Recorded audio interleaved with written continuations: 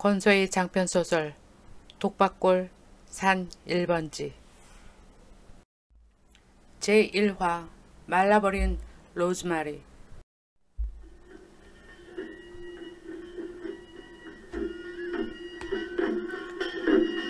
무슨 일이지? 친근하고 익숙한 소리다. 지푸르게 청량한 하늘을 뒤흔들던 타악기 소리가 LA 한인타운 한복판을 흔들었다. 멀리 들리던 장단 소리가 점점 커졌다. 나는 슬그머니 현관문을 열었다. 벼이삭이 누렇게 익어가는 들판을 가로지르던 날카로운 단타음, 꽹과리 소리다. 소고에 맞춰 장구와 꽹과리들의 카랑카랑한 소리는 규칙적으로 모아졌고 징소리를 따라 타악기들은 여운을 남기며 흩어졌다. 사물 놀이패 장단을 따라 가을 어느 날의 풍성한 기억들이 머릿속에 펼쳐졌다. 풍물패들의 행렬, 풍물패는 올림픽 블루바드를 가로지르고 있었다. 그 광경을 구경하기 위해 벌써 많은 사람들이 거리로 나와 있었다. 사람들은 풍물놀이를 구경하고 나는 사람들을 구경했다. 멀고 먼 탈곡 땅에서 울려 퍼지는 흥겨운 장단은 하늘 높이 휘감았고 땅 밑으로 사라졌다. 그제야 나는 그 행렬이 LA 4.29 폭동을 기념하는 행사였다는 것을 알았다. 백인과 흑인 갈등 사이에서 한인타운이 쑥대밭이 되어버렸던 폭동은 LA에 사는 한인들에겐 잊을 수 없는 상처가 된 역사였다. 지나간 궤적 따위는 기억 속에서 말끔하게 지우라고 권하고 싶은데 상처는 아물지 몰라도 가슴에 남긴 아픔은 쉽사리 지울 수 없다. 어떤 과거는 절대로 잊을 수도 없고 또한 잊어서도 안 된다. 1992년 흑인들은 로드니 킹을 무자비하게 폭행한 백인 경관에게 무죄를 선언했던 재판 결과에 분노했다.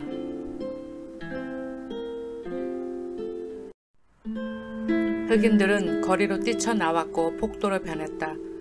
자신들의 억울함을 분풀이라도 하듯 닥치는 대로 한인 상점에 불을 지르고 물건을 약탈해갔다. 한인 사회를 충격 속에 몰아넣었던 흑인들에게 한인들은 오랜 시간 화합에 손을 내밀었다. 어쩔 수 없지 않은가? 미국 땅에서 발붙이고 살아가려면 피해자였다 할지라도 가해자를 달래는 수밖에. 다시는 그런 어처구니 없는 일이 생겨나지 않도록 처신해야 한다며 해마다 한인들이 나섰다. 폭동을 기억하는 행사가 풍물놀이를 하며 LA 한복판에서 떠들썩하게 치를 정도로 영향력 있는 행사로 자리 잡았다면 이제 두 인종 간의 갈등에도 변화가 생기지 않을까 싶다. 하지만 그건 꿈일 뿐 현실은 다르다고 책이 말했다. 다음에 또 폭동이 일어나지 말란 법이 없다는 게 더 큰 두려움이었다. 무엇이라도 해야 했다. 재발 방지를 위해 사람들은 평화를 외치며 행진을 했다. 조엔, 저게 뭐 하는 거야? 흑인들과 더 이상 갈등이 없었으면 하는 바람으로 한인들이 행진하는 거야. 그렇구나.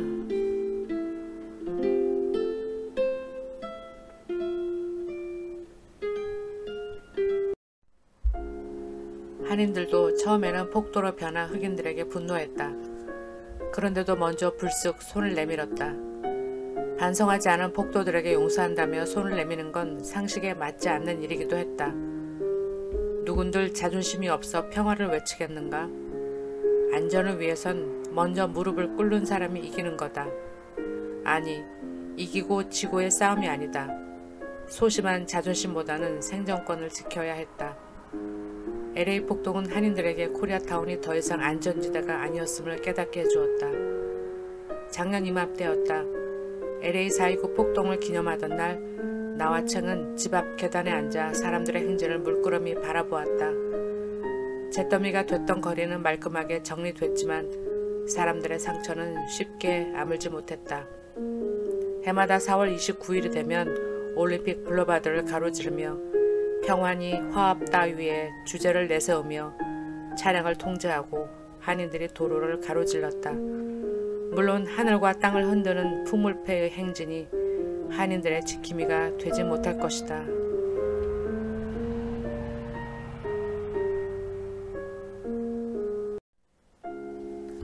그래도 백인들에게 학대받았던 흑인들처럼 우리도 아프다고, 아팠다고 외쳐야 한다.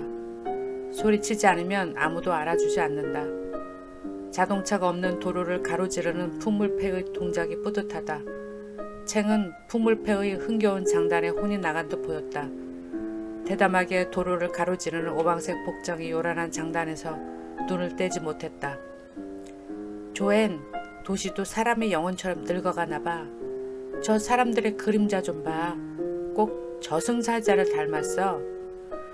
무슨 소리야. 뜬금없이 저승사자 타령을 하고 그래. 변화를 말하고 싶다면 도시가 늙어가는 것도 알아야 해. 도시가 늙으면 둘 중에 하나다. 버려지거나 지키려고 애를 쓴다. 버려진 도시는 노숙자들이 모이지만 지키려고 애를 쓰면 돈 있는 사람들이 모여든다. 도시가 변하는 건 도시의 문제가 아니라 사람의 문제였다. 그걸 챙이 알았던 건지도 모른다. 나는 그때 그녀가 도시를 말하는 게 아니라는 걸 알아차렸어야 했다. 도시에서 소외됐다는 그녀의 외침을 듣지 못했다. 그녀가 이미 스스로를 포기했다는 것을 말이다. 버거웠던 것일까? 결국 그녀는 힘겹게 붙들고 있던 삶을 놓아버렸다. 하지만 그녀가 아니었다면 어쩌면 내가 먼저 살아있는 목숨을 놔버렸을지도 모를 일이다.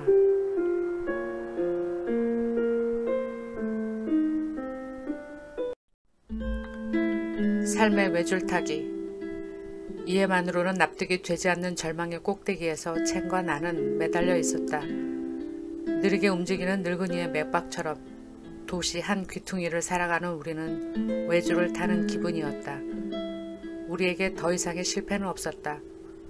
우리에게 실패라면 목숨을 부지하는 일이고 죽는 건 해방을 얻는 일이다.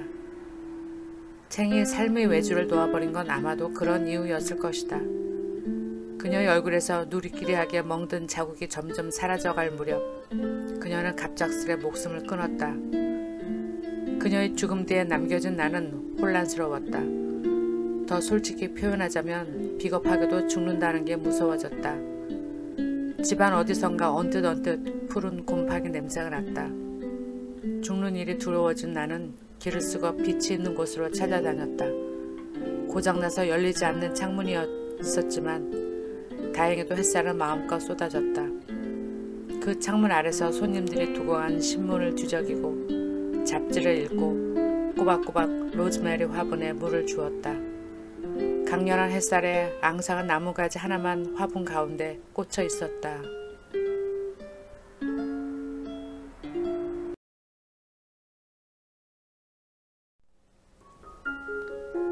이제 그 썩은 거 갖다 버려!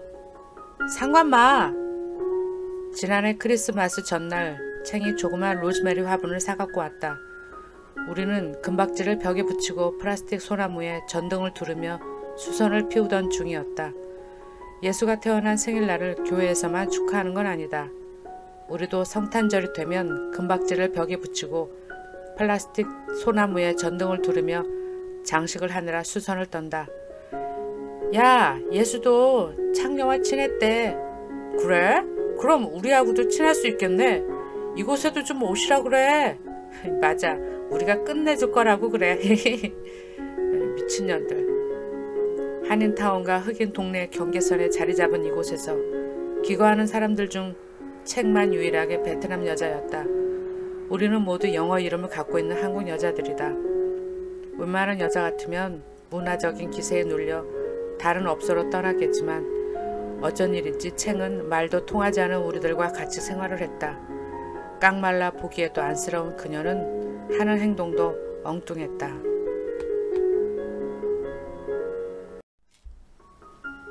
화분을 사오다니.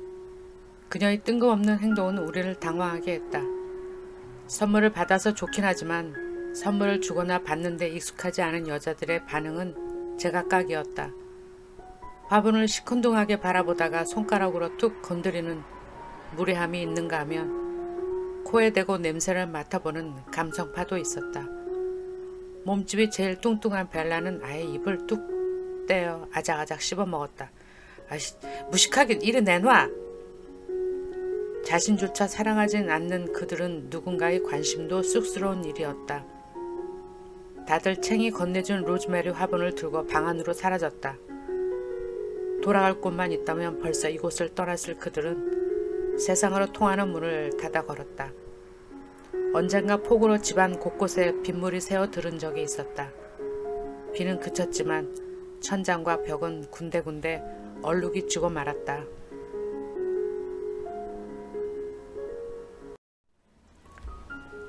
얼룩무늬 천장 아래 8개로 나눠진 공간에서 꼬물꼬물 살아가는 여자들에게 감동이란 낯설고도 아주 불편한 일이기도 했다. 나는 챙의 뜻밖의 선물에 가슴이 설레었다. 콧노래마저 나왔다. 로즈메리 화분을 놓을 마땅한 공간을 찾았다. 침대 옆에 쌓아놓은 옷가지를 정리했다. 커피포트가 놓인 자리를 좁히자 화분을 올려놓을 공간이 생겼다. 그 위에 화분을 올려놓고 나는 손가락 관절을 꺾어 벽면을 두드려 챙을 불렀다. 챙! 챙 이리 와! 원래 방은 4개였지만 손님을 더 받기 위해 공간을 불법으로 늘렸다. 방문은 하나지만 방문을 열면 그 안에는 2개의 공간으로 나뉘어져 있다. 언제든지 철수가 가능하게 만든 간이 착 칸막이는 옆방에서 나누는 대화 소리가 다 들릴 정도로 나무판이 얇다.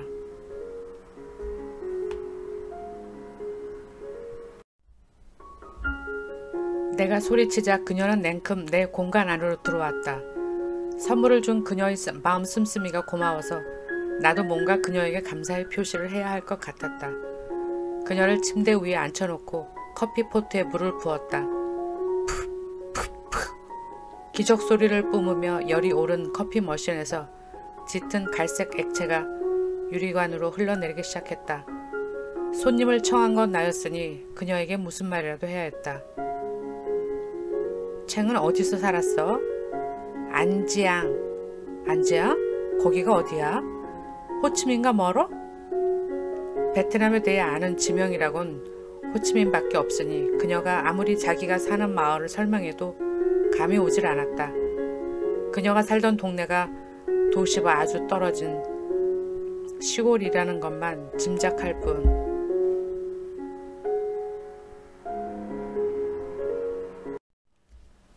조애는 어디서 살았어?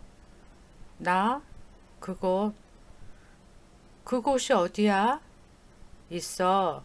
그런 곳이 있어. 왜? 기억하기 싫어? 내가 살던 곳은 독박골이야. 독박골? 독박골. 돌멩이뿐인 척박한 하늘 아래 있는 땅. 그곳에 땅을 닮은 사람들이 모여들었다.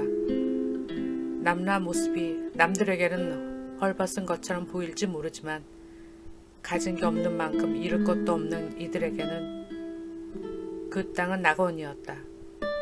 어른들의 마지막 인생이 되었던 그 땅에는 돌만 흔한 게 아니었다. 봄이 되면 산지 사방에 핀 꽃들이 꽃망울을 터뜨렸으며 진달래와 개나리는 바위 틈새에서 모습을 드러냈다.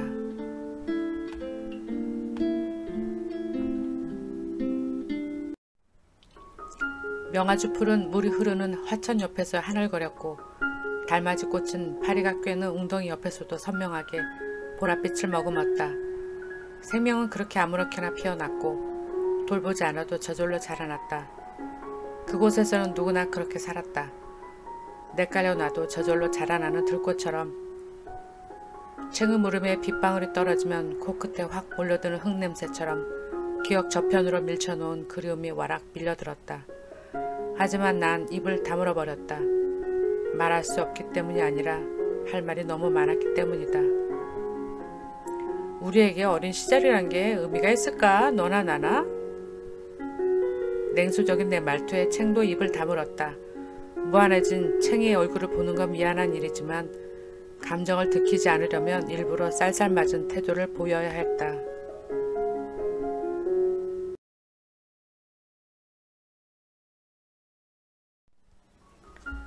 마사지 일을 하는 우리의 어린 시절을 입에 담는 건 금기에 속했다. 아무도 서로의 과거에 대해 알려고 하지 않았다. 어린 시절을 나누지 못하는 건 상처받은 기억을 끄집어내고 싶지 않아서다. 말이 좋아 직업이 마사지사지 매춘이 이루어지는 이곳까지 흘러들어올 때는 볼장 다본 인생이니 사연 따위는 들으라 마나였다. 들리는 소문에 의하면 챙은 동에 팔려왔다고 했다. 그래서 그 돈을 갚기 전에는 이곳을 떠날 수 없을 거라고 수근거렸다. 생기라곤 전혀 느껴지지 않는 챙의 풀죽은 눈매를 보면 그 소문이 맞을지도 모른다는 생각이 들기도 했다. 가련한 챙이 눈을 동그랗게 뜨고 내가 살았던 곳을 궁금해했다. 그녀로서는 아무 생각 없이 지나가는 말로 물었던 질문이었을 수도 있었다. 그렇게까지 매몰차게 면막을 줄 리도 아니었는데 너무 야박했다는 미안함이 들었다.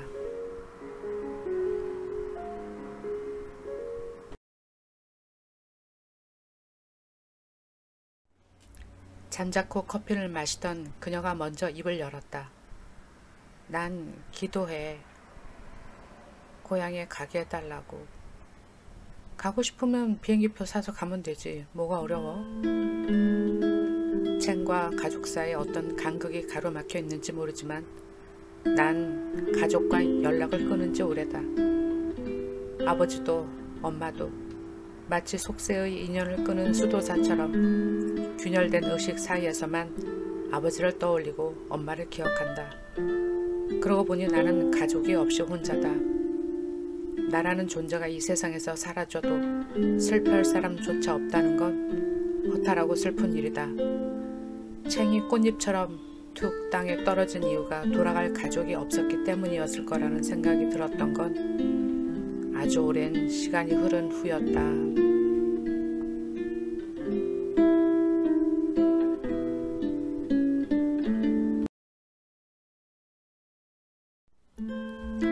볕이 잘 드는 창가에 화분을 놓아도 챙에 남기고 간 로즈메리는 결국 말라 죽었다.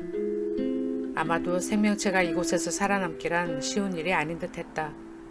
왜냐면 이곳에서 사는 것보다는 차라리 죽음을 택하는 게 더 낫기 때문이다. 아무도 희망을 믿지 않았고 내일을 생각하지 않았다. 어차피 내일도 오늘과 별반 다르지 않을 테니 기대하는 건 의미가 없다.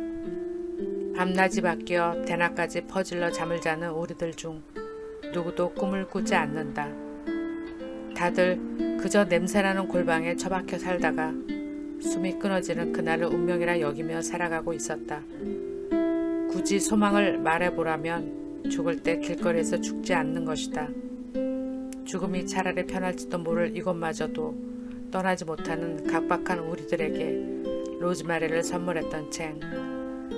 그녀가 그렇게 황망하게 우리 곁을 떠날 줄은 몰랐다.